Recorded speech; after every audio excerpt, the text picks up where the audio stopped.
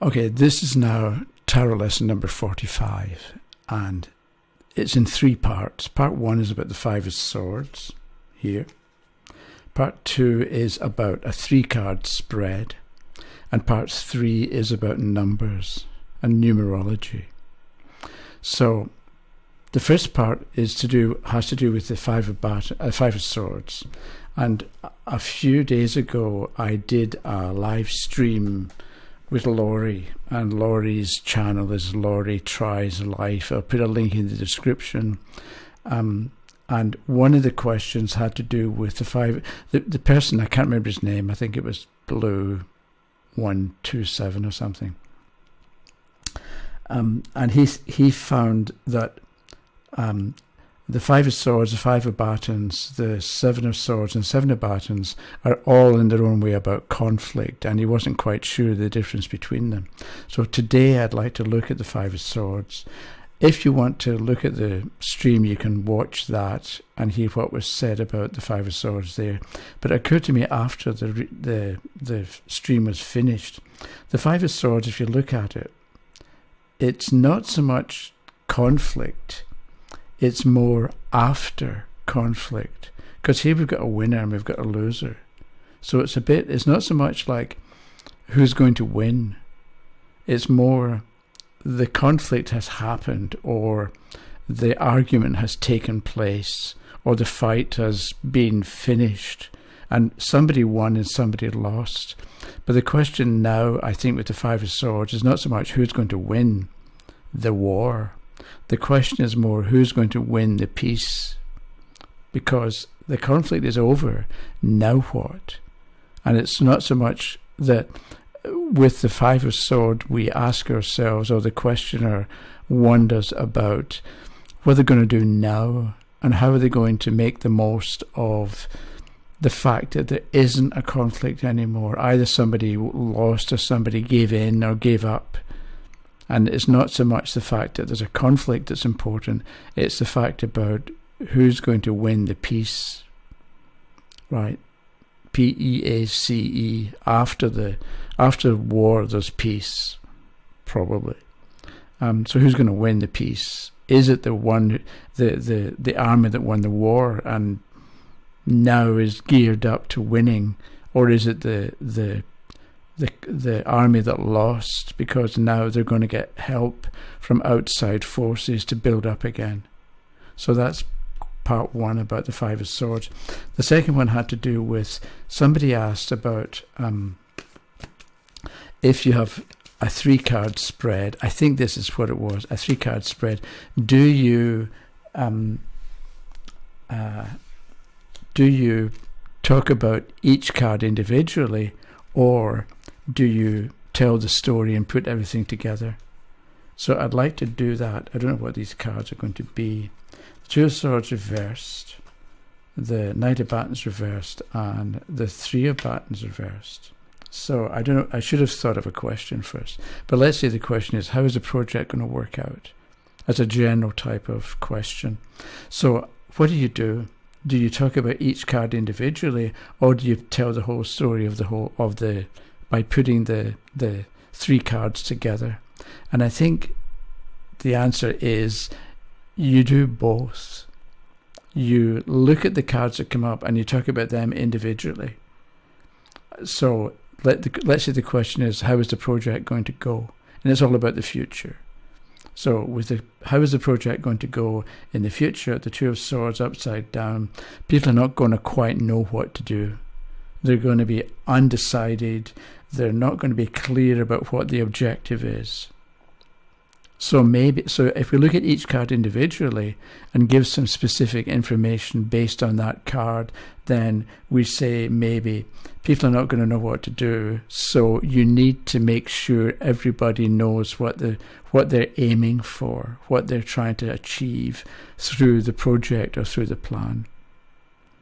And then with the second card being the Knight of Batons upside down. Knights, I was taught. Let me just mention this in passing. If you don't agree with what I say, that's fine. But rather than be annoyed, I mean, by all means be annoyed if you want, but instead of being annoyed with me and what I'm saying, either prove me wrong or ask me why I say what I say. Because people never ask me that. This relates more to the astrological opinions that I have. But I may get to that later. Anyway, Knights and Messengers, not pages.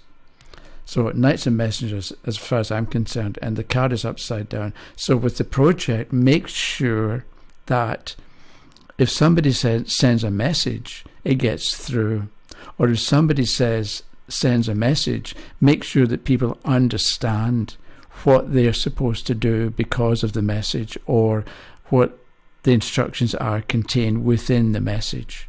Because with the Knight of Batons upside down, either things will go astray or things will be misunderstood, and you won't get the outcome that you want. And with the Three of Batons upside down, then again, how will the project go? The further you get into it, the less clear people are going to be about what they're actually doing. So again, you need to, or it's important to stop periodically and make sure, and maybe begin again, or make sure everybody knows what the starting point is and what the end point is supposed to be, so they can organize themselves to make sure that everybody's pulling in the same direction, for instance. So I think with any kind of question with a 3-card spread, you can look at each card individually and talk about what that individual card would mean for the question, or if that were the single answer to the question. But you also, if it works and if you see a flow in the cards, and I'm assuming that this is 1, this is 2, and this is 3. So in some way, this is more into the future, because it's the third card that we picked. Because we could have picked, it could be the other way around, which is telling a different story. But it's this is what we chose, and we have to assume that there were good reasons why we picked why we got those 3 cards in that order. So what do we have here?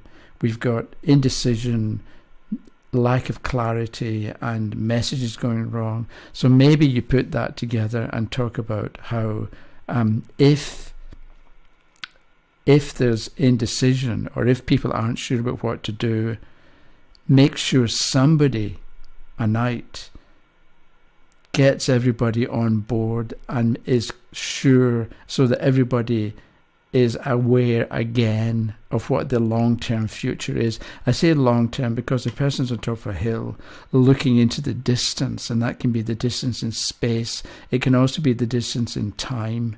But the fact that it's upside down, people are going to forget about what they're trying to achieve in the long run, and maybe they're focused on tomorrow instead of the end of the year. Let's say you've got a time frame for the project.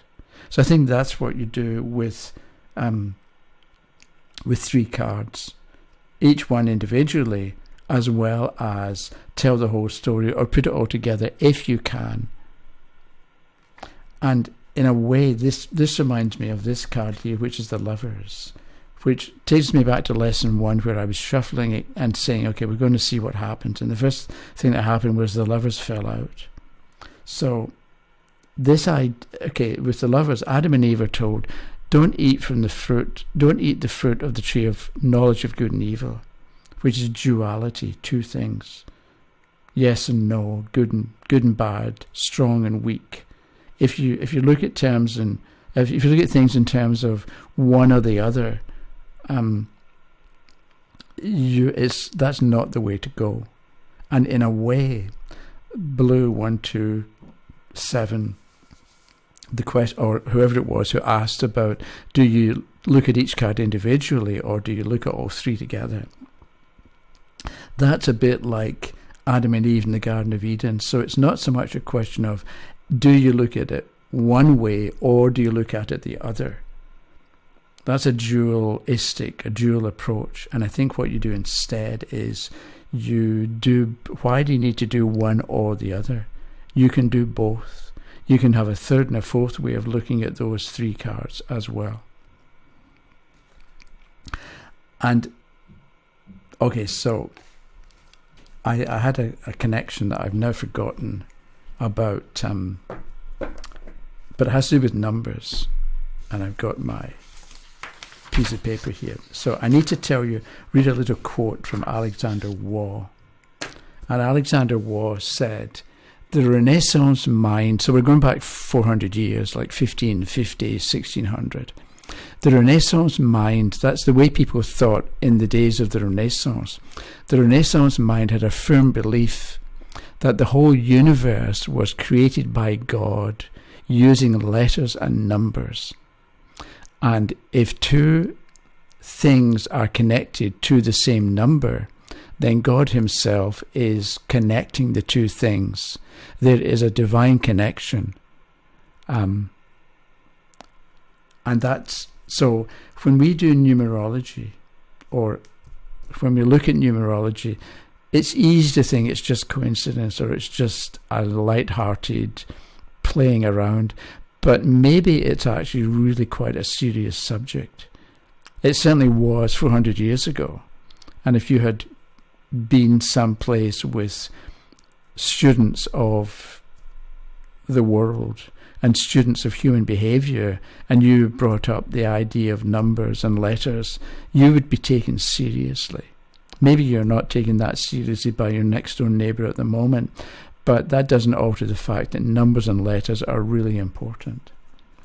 And with that in mind, I wanted to kind of continue what we looked at before.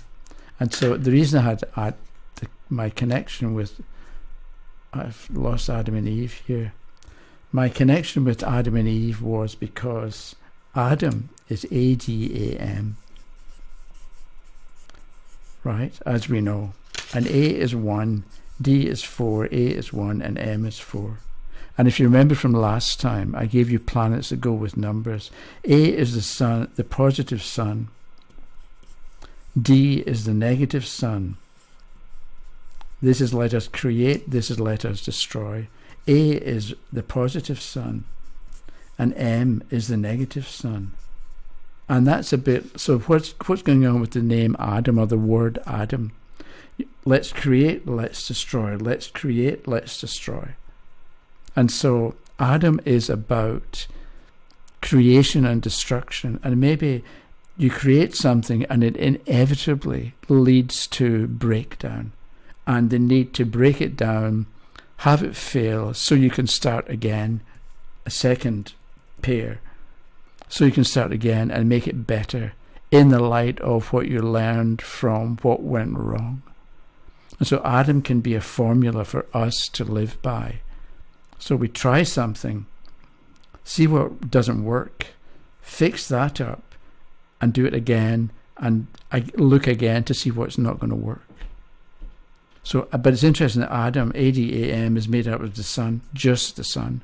Or 4 can also be the planet Uranus, which represents destruction, revolution, ideas, and unusual ideas, and originality. Whereas Eve, E-V-E, right, 5, 6, 5. 5 is Mercury, 6 is Venus, and 5 is Mercury. So Eve is not the sun. Eve is Mercury, thinking and quick mind and communication. And Eve is Venus for balance and harmony. So you talk, you find balance, you talk some more. Which reminds me of, if you ever, if 2 women get on the phone, I'm not being sexist in any way, but if I get on the phone with somebody, I say, okay, when are we meeting? What's going to happen? Okay, and I get off the phone. I don't like to yak. I don't particularly want to just talk. Whereas my wife gets on the phone with a friend of hers, hours later, they're still talking. I don't know what they talk about. And it's just that men and women are built differently. So Adam is one thing. Eve is something else. And the other thing to point out is that we don't always know immediately what we're going to do with information. So I think what we have to do is, of what we all have to do, that includes me, is look at EVE 565, Mercury, Venus, Mercury, and understand it to some extent right now, but knowing that next week or next month or next year we're going to know more or know better what sense to make of the word Eve as a formula.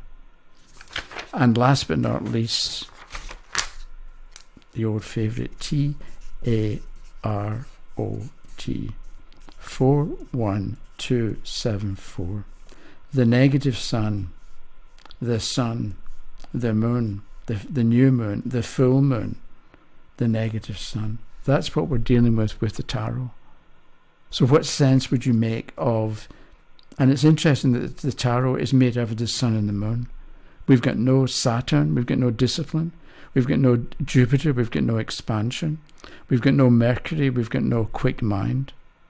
It's made up of the sun and the moon. But not just the moon, it's the new moon, then the full moon.